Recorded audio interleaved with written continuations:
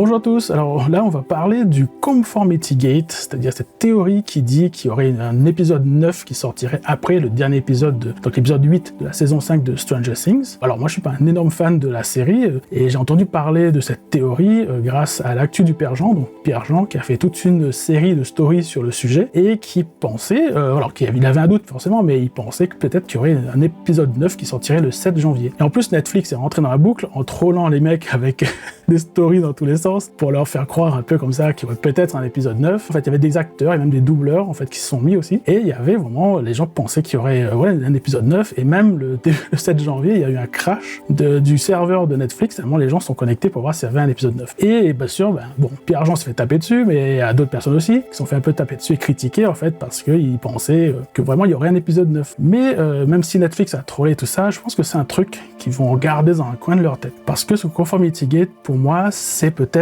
l'acte manqué le plus gros que Netflix ait pu faire. Et je vais vous expliquer pourquoi. Et donc ici, l'épisode 8, quand il est sorti, donc on a la fin de l'épisode et tout ça, et les fans, les vrais fans de la série, ont commencé à remarquer des trucs, ils ont remarqué des incohérences en fait. Et en fait, ils ont commencé à échafauder comme ça leur théorie d'un 9e épisode parce qu'il y avait trop d'incohérences.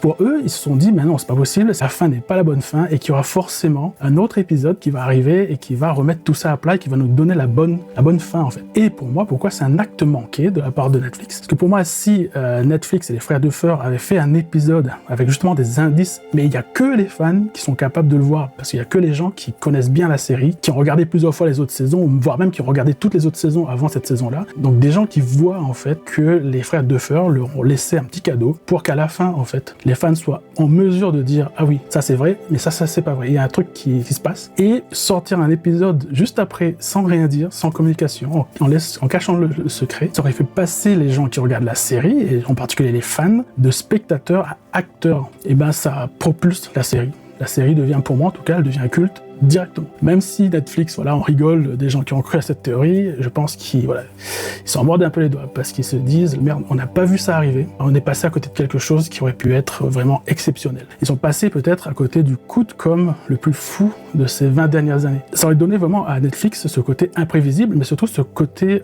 où ils maîtrisent la communication en fait de leurs films. Ils ont un côté où ils font participer le public en fait directement dans leur programme. Et ça aurait créé vraiment une aura autour de cette plateforme.